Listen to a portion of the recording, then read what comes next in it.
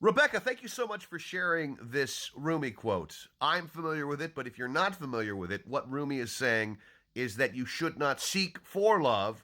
You need to be careful about the barriers you place that prevent love from entering your heart.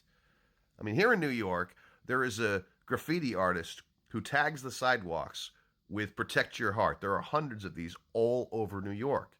The flip side of protecting your heart is that maybe you're overprotecting your heart.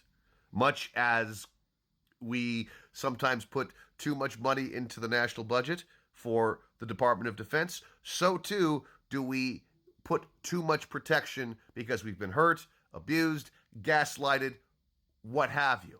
And for me, the terrain of fiction allows me to look at human questions from a completely liberated and unfettered standpoint, and that allows me to be a little more liberated and looser in my regular life, particularly in matters of love and friendship.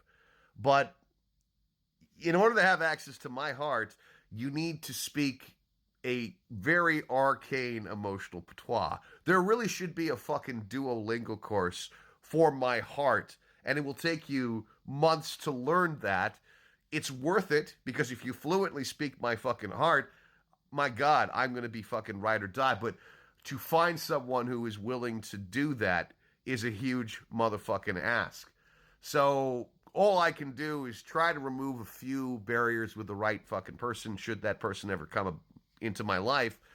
But the last time I did that, I was significantly gaslighted, and I've healed from that, but it was so deeply painful because I really look. I have a big heart, and I really like to put it out there. But when you have a big heart and when you're sensitive, you know, sometimes you have to retreat behind the fucking wall. And I sometimes wonder if I've done that a little too frequently, and I've missed out on people who could have changed my life or whose lives I could have changed. Yeah. So we're getting pretty fucking deep for a goddamn Monday morning.